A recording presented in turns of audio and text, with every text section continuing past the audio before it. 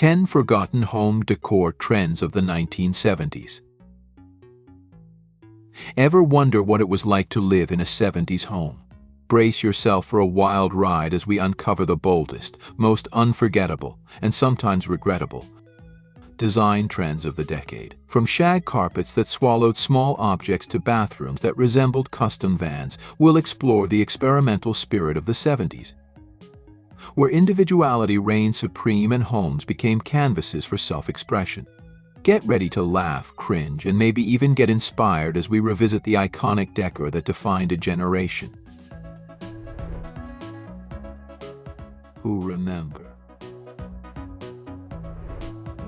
Number 1. Shag carpet. You step into a groovy 1970s living room, and the first thing you feel is the luxurious sink of your feet into a thick, plush shag carpet. It's a sensation that defines the era, and it was made possible by some cool advancements in technology. Back then, they figured out how to make synthetic fibers and weave them into these super dense, long carpets, which meant that suddenly everyone could afford to have this awesome shag carpeting in their homes. It became a total trend in the 60s and 70s. Now, keeping this carpet looking fabulous wasn't just a matter of a quick vacuum. Oh no, you needed to get out a special rake and fluff it up regularly. And let me tell you, if you were ever clumsy enough to drop something small, like an earring back or a tiny button, well, consider it gone forever. That shag was like a black hole for anything tiny. But despite the occasional lost earring, shag carpeting was a symbol of comfort and style in its time, a testament to the changing technology and design trends of the era. Number 2. Wallpaper. Wallpaper became a huge design element, and we're not talking about your grandma's dainty floral prints. We're talking vibrant, in-your-face patterns that screamed 70s style. Think geometric shapes, big, bold flowers, and colors that popped like a disco ball. Avocado green, mustard yellow, burnt orange. These were the shades that ruled the day, bringing a warm, earthy vibe to homes everywhere. And some folks didn't even stop at the walls. They wallpapered the ceilings too. Imagine looking up and seeing a continuous landscape of flowers or a groovy geometric pattern. It was all about making a statement and creating a space that felt totally unique. Now, some wallpapers aimed for a more peaceful feel, bringing the outdoors in with scenes of nature. But this was a departure from earlier decades where wallpaper was often seen as a backdrop, something subtle and understated. In the 70s, wallpaper was meant to be noticed, to be a conversation starter, a reflection of the free-spirited and expressive nature of the times.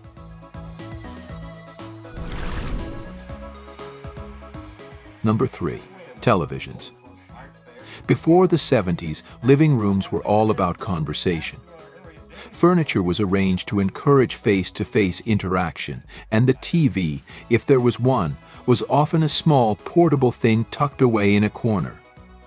But as technology advanced and television became more and more popular, the TV started to take center stage. It wasn't just a gadget anymore. It was a piece of furniture, a status symbol, the heart of the living room. In the early 70s, a good-sized color TV, maybe 21 inches, would set you back a cool $500. That's like $3,500 in today's money. These TVs were often housed in big wooden consoles, carefully chosen to match the rest of the furniture. And the top of the TV, that became prime real estate for family photos, knickknacks, and anything else folks wanted to display. This shift in the living room layout shows how important television became in people's lives. It went from being a side note to the main event, reflecting the growing influence of media and entertainment in our homes and daily routines. The TV became a place where families gathered, where they shared experiences and connected with the wider world.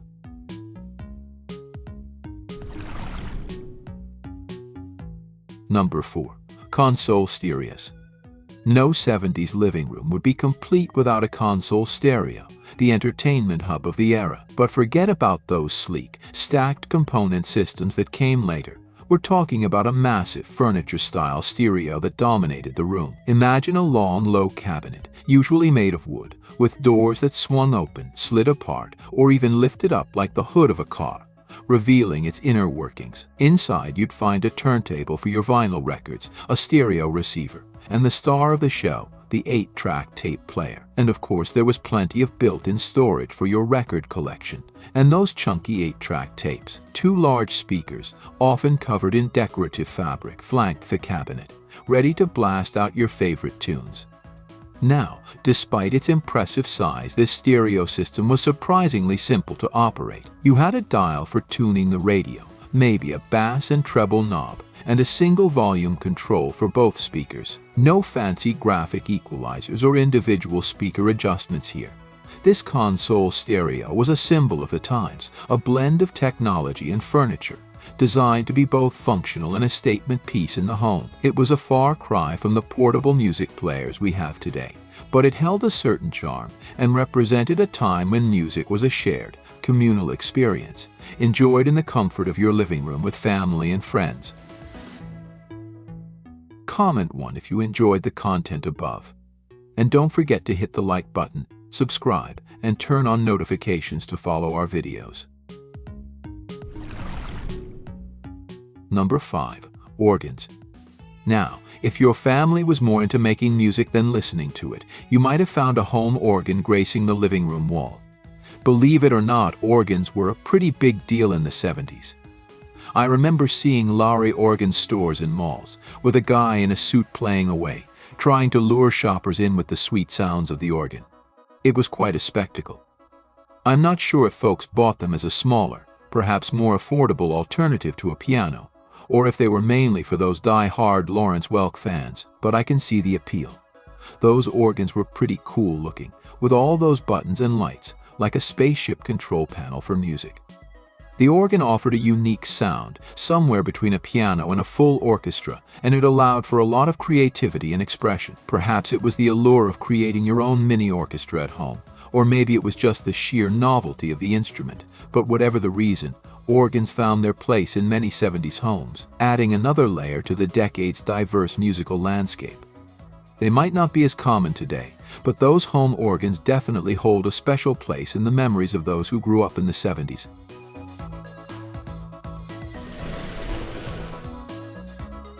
Number 6. Conversation pits.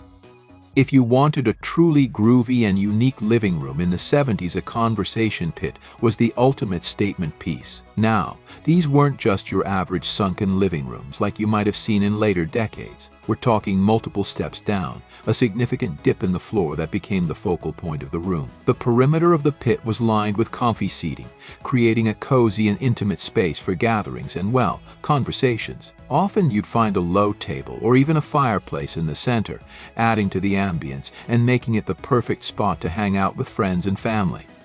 While undeniably cool and innovative, conversation pits weren't without their downsides. Imagine a big hole in the floor with no railing, definitely a hazard for little kids and older folks. I can only imagine the number of tumbles and stumbles that happened at those trendy 70s parties. It's a shame because they do look like a lot of fun, a unique way to create a social space within a home.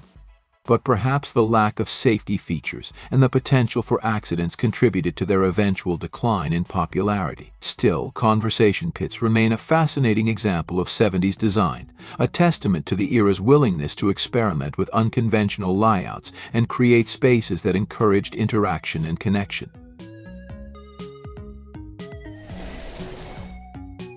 Number 7.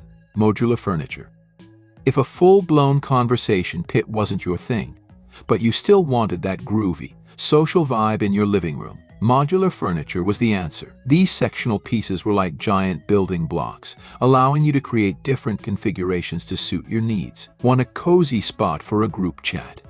Easy. Arrange the sections in a U-shape or a circle and voila, instant conversation zone. And if you wanted to politely exclude someone from the conversation, maybe your daughter and her dolls, you could strategically arrange the furniture to create a subtle barrier. It was like social engineering through furniture. Now, for the ultimate bachelor pad, there was the Playpen brand of modular furniture. The name itself speaks volumes about the intended purpose of this particular style. Let's just say it was designed with a certain type of play in mind. and the advertisements certainly didn't shy away from that image. Modular furniture, especially the playpen variety, reflects the changing social norms and attitudes of the 70s. It was a time of experimentation, liberation, and a more open approach to relationships and sexuality. The furniture itself became a reflection of this cultural shift, offering a playful and customizable way to create social spaces that cater to different needs and lifestyles.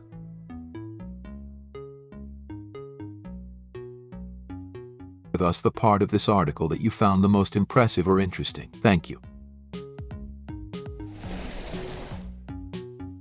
Number 8. Sofa Sleepers Granny Square Afghans. For those who weren't quite ready for the playpen or didn't have the space for a conversation pit, there was another iconic sofa option in the 70s, the trusty hide-a-bed. This ingenious piece of furniture did double duty as a couch by day and a guest bed by night.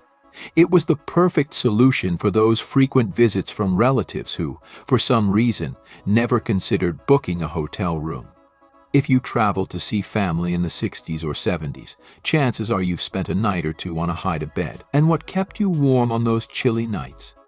Most likely, it was a granny square Afghan, draped lovingly over the back of the hide-a-bed. These colorful, crocheted blankets were a staple in every household, often found adorning chairs and sofas as well. While they might have been a bit itchy, they were perfect for snuggling under on a cool evening. Granny square Afghans, like the hide-a-bed, represent a time when practicality and resourcefulness were valued. They were homemade, often passed down through generations, and served a practical purpose while also adding a touch of warmth and personality to a room. They evoke a sense of nostalgia for a simpler time, when families gathered together and cherished handmade items.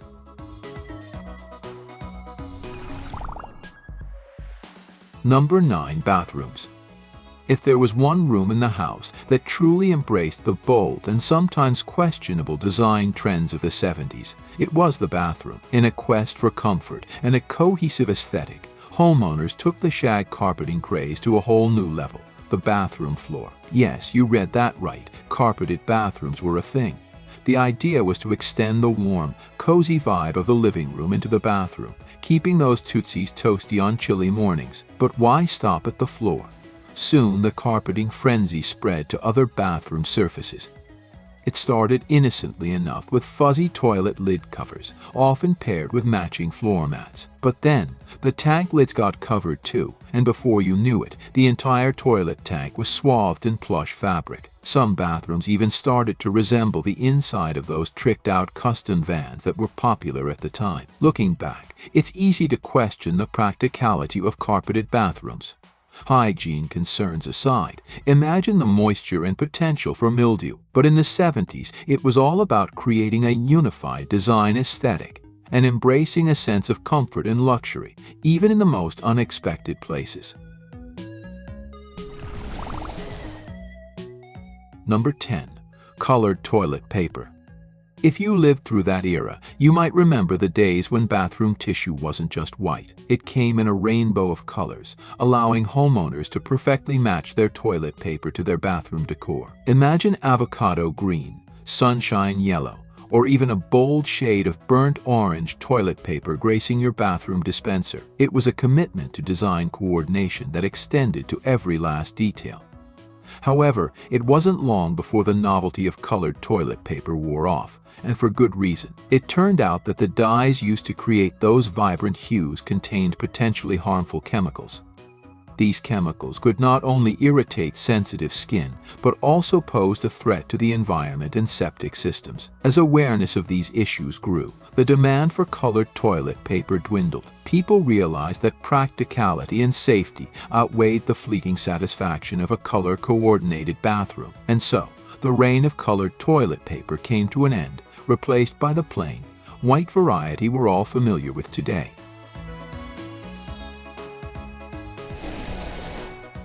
Number 11. Wall hangings. The walls of 70s homes were often adorned with a fascinating collection of items that, while ubiquitous at the time, are rarely seen today. One such item was the multi-gauge weather station. These typically featured 3 dials: temperature, humidity, and barometric pressure, giving the impression of a scientific instrument. However, their functionality was often questionable, serving more as a decorative piece than an accurate weather forecasting tool. The fancier versions were made of real wood, while more budget-friendly options, like the one I had in my own home, were crafted from wood veneer. Speaking of faux wood wall decor, who remembers those battery-operated clocks with matching candle sconces? My family had a set, and I distinctly recall those dark green candles never being lit, even after the clock and sconces were retired from wall duty. It's as if we'd become so accustomed to them as mere decoration that their intended purpose as candles was completely forgotten.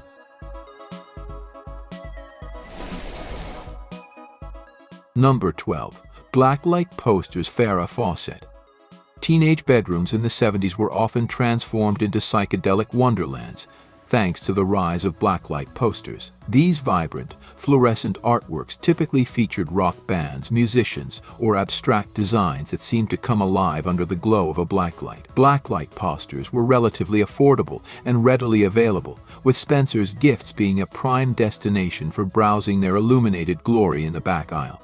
Alongside these psychedelic masterpieces, another iconic poster graced the walls of countless homes: the image of Farrah Fawcett in a red one-piece swimsuit.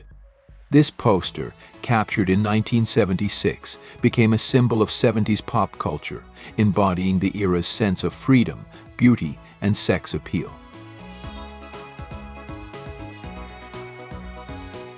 So, what do you think? Did we capture the essence of 70s home decor? Share your own memories and favorite, or least favorite, trends in the comments below. If you enjoyed this blast from the past, be sure to check out other videos in our series and subscribe to WhoRemembers for more nostalgic journeys. Don't forget to share the fun with someone who might appreciate a trip down memory lane. Thanks for watching.